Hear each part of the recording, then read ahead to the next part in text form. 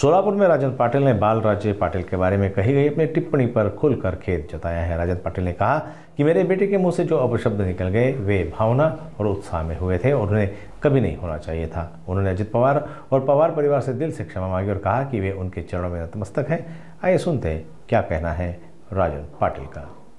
विरोधक म्हणजे माझे जे इथले पारंपरिक विरोध आहेत त्यांचा हा आरोप नाही आहे, हे आत्ता नवीन इथं बाहेरून आलेले विरोधक आहेत त्यांचा हा आरोप आहे। आणि एक वेळा दोन वेळेला निवडणुकाही अविरोध होऊ शकतील, परंतु दोन दोन तीन तीन पिढ्या म्हणजे 50-50 वर्ष लोक एकत्र राहतात, हे हातात काठी घेऊन राहत नसतात, तर त्यांच्या मनामध्ये त्यांच्या जीवनामध्ये हिरवळ निर्माण करायची असते आणि ती आमच्या गावामध्ये आमच्या पूर्वजांनी केली आणि ती ठेवून पुढं आमचे गाव आणि आमच्या गावातला परिसर हा करतो।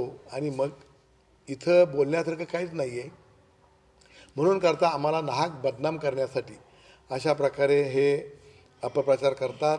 आमच्यावर कुठल्या हिंसा नाही आहेत, आमच्या गावावर कुठली तक्रार नाही आहे, कधी आमच्या गावची तक्रार पोलीस स्टेशनला जात नाही। आमच्या 10 गावाचे सगळे प्रश्न आम्ही वट्ट्यावर बसून मिळतो। ज्या आर पाटलांची जी संकल्पना होती ती संकल्पना या भागामध्ये 50-60 वर्षापूर्वीपासून राबवत आले, अतिशय यशस्वी राबवत आली आहे। म्हणून करता इथं सगळ्या जातीचे सगळ्या धर्माचे मोठी लोकसंख्या आहे, परंतु एकत्र राहतात। परंतु आमच्यासाठी बोलायलाच काय नाही आहे, कुठला विषयच नाही आहे, विकासासाठी बोलायचं त्यांच्याकडे काहीच नाही आहे।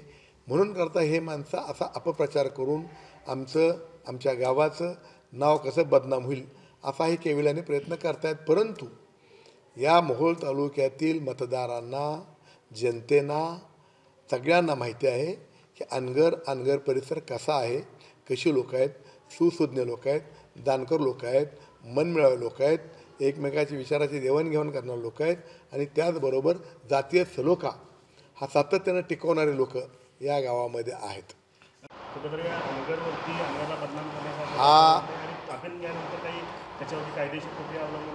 खरं म्हणलं तर एखाद्या आपल्या राजकारणाची पोळी भाजण्यासाठी नाहक गावाला आमच्या भागाला बदनाम करणं हे कितपत चांगलं आहे, त्याचं त्यांनी आत्मपरीक्षण करावं। परंतु आत्मपरीक्षण करण्या इतपत ते लोक ज्ञानी आहेत असं मला वाटत नाही आहे। तरीसुद्धा आम्ही जनतेच्या दरबारात जात असतो, जनतेच्या न्यायालयात जातो। अनगरकरांना 6 वेळा आमदारकी 7 वेळा आमदारकी ही तालुक्यातली जनतेने दिली। जर गुंड असतो तर आम्हाला 7 वेळा आमदारकी पाटील परिवारांना दिलीच नसती। त्याच्यावरून तुमच्या लक्षात येईल की तो गुंडशाही आहे का नाही।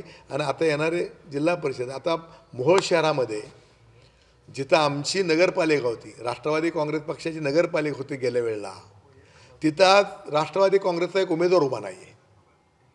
किती परिवर्तन झालेलं आहे, किती लोकांच्यामध्ये परिवर्तन झालं। जर आम्ही गुंड असतो तर आम्ही राष्ट्रवादीतनं सोडलं तर लोक आमच्याबरोबर आले नसते। मोहोळसुद्धा मोठं शहर आहे, माझ्या गावापेक्षा मोठं शहर आहे ते सुद्धा। तर पुढच्या काळातसुद्धा आम्ही गुंड आहोत का काय आहोत हे भाषणातून सांगणार नाही, तर आमच्या मतदारसंघामध्ये जाऊन मतदारांना विचारून मतदारांचा कौल हा अंतिम असतो। आम्ही गुंड असतो तर आमच्यावर 7 टर्म आमदारकी दिलीच नसती आणि आम्ही गुंड असतो तर पुढच्या काळातसुद्धा आम्हाला आमदारकी किंवा आमच्यावर सत्ता मिळेल। आज सगळी सत्ता ही आमची भारतीय जनता पक्षाची आहे, या तालुक्यातली सगळी सत्ता भारतीय जनता पक्षाची आहे। हे गुंडगिरीतून घेतलेलं नाही आहे आणि आज नाही आहे, 50 वर्षापासून ही सत्ता आमच्या विचारानंच काम करते। तर मग पंचायत